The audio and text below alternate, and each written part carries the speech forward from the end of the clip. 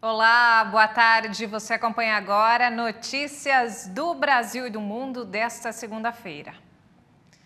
E a semana começa de uma forma muito triste aqui em São Paulo. Um forte temporal provocou a morte e destruição neste fim de semana em todo o estado.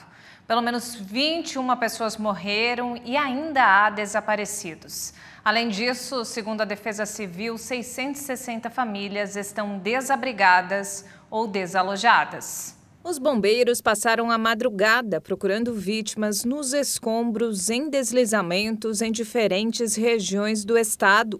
11 cidades da região metropolitana e também do interior foram atingidas pelas chuvas. Rios transbordaram, alagando ruas e mais de 600 moradores tiveram que deixar suas casas às pressas.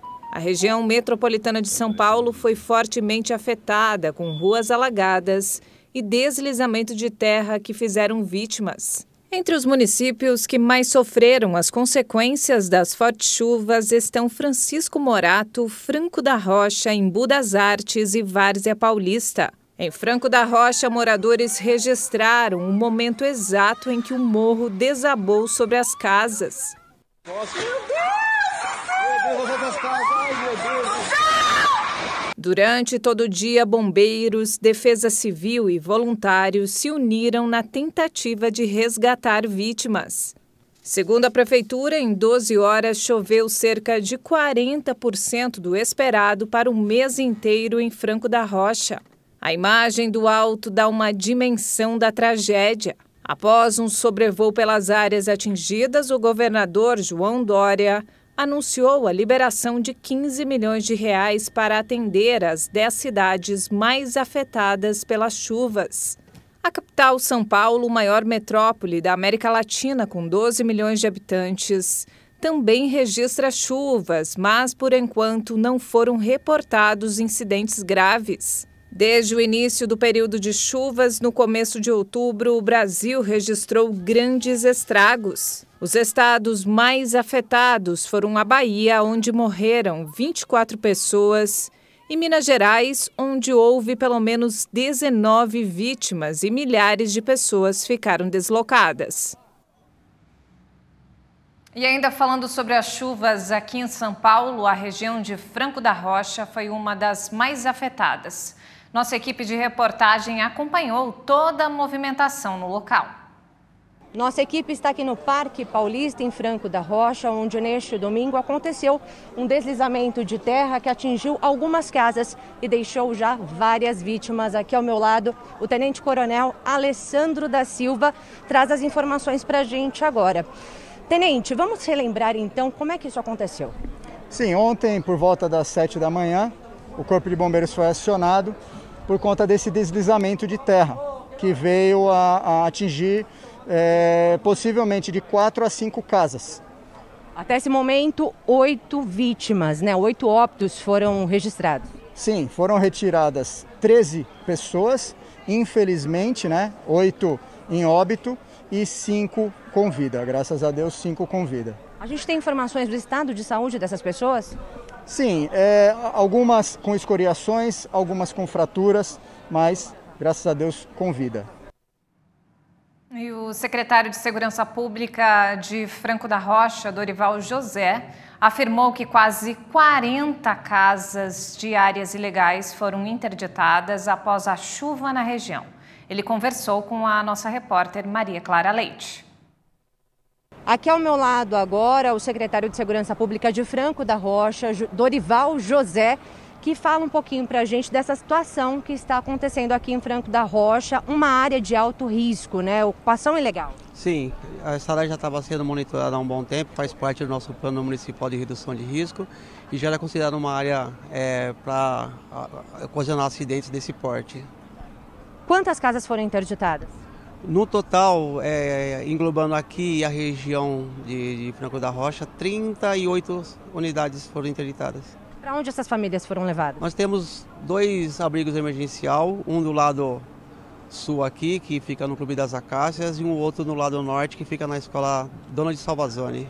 A pessoa que precisa de ajuda procura quem? Nós montamos aqui um ponto do serviço social, logo aqui próximo ao acidente, e tem o serviço social acompanhando, o psicólogo acompanhando, é feito uma triagem com as pessoas que foram relacionadas pela Defesa Civil e de lá encaminhado para um ponto de apoio, ou seja, o emergencial, ou seja, uma escola onde tem mantimento, roupas, então estão sendo encaminhados para locais fora daqui, ou para casa de parentes. E mudando de assunto, olha só, um avião com 5 pessoas caiu hoje pela manhã na fazenda do ex-piloto Nelson Piquet, na região do Jardim Botânico, no Distrito Federal. De acordo com as primeiras informações do Corpo de Bombeiros, um bebê estava no avião. Os passageiros e o piloto foram resgatados com vida. Por precaução, a mãe e a criança foram para uma unidade de saúde por meios próprios. O avião caiu a poucos metros da pista de pouso que existe no local. E nos destaques internacionais, o Reino Unido e os Estados Unidos alertaram para novas sanções contra a Rússia, antes de uma possível invasão na Ucrânia. A chanceler britânica Liz Truss disse que esta semana seria anunciada uma melhora da legislação das sanções para atingir uma ampla gama de fatores importantes para o Kremlin. Em Washington, congressistas democratas e republicanos sinalizaram que estão próximos de chegar a um acordo sobre um projeto de lei que prevê duras sanções econômicas contra a Rússia. As tensões estão no nível máximo entre Moscou e o Ocidente em relação à Ucrânia. Diante dessas novas ameaças, Moscou exigiu ser tratada em igualdade de condições por Washington.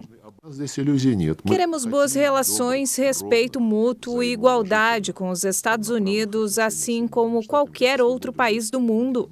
Diante da ameaça de uma invasão, a Ucrânia pediu a Moscou que retire suas tropas posicionadas ao longo da fronteira entre os dois países e continue o diálogo com os ocidentais se realmente quiser uma diminuição das tensões. Desde o final de 2021, a Rússia é acusada de concentrar quase 100 mil soldados na fronteira ucraniana, com o objetivo de atacar o país vizinho. Moscou nega ter intenções de guerra, mas exige garantias escritas para guardar sua segurança, como a OTAN não admitir novos membros, especialmente a Ucrânia. Vários países ocidentais anunciaram nos últimos dias o envio de soldados para a Europa Oriental, incluindo Estados Unidos, França e Reino Unido. E antes de encerrar, a Marinha tailandesa segue mobilizada nesta segunda-feira para limpar milhares de litros de petróleo no Golfo da Tailândia, após o derramamento na semana passada de um oleoduto submarino. Pelo menos 60 toneladas foram derramadas no mar antes que se controlasse o vazamento ocorrido em 25 de janeiro na costa da província de Rayong. A área contaminada se estende por cerca de 50 quilômetros quadrados e a camada de óleo começou a chegar à costa neste fim de semana. A praia de Mai Ram Pueng foi fechada para banhistas e os trabalhos de limpeza começaram. Koh Samet, uma ilha turística próxima muito popular entre os moradores de Bangkok e turistas estrangeiros, também está ameaçada. Teme-se que o petróleo continue chegando à costa nos próximos dias por causa do vento. O Greenpeace lamentou a alta frequência desse tipo de incidente no país. Segundo a ONG, foram registrados 240 derramamentos de petróleo na Tailândia desde 1974. E não temos mais tempo, essa edição fica por aqui. Mais informações ao longo da nossa programação. Obrigada pela companhia.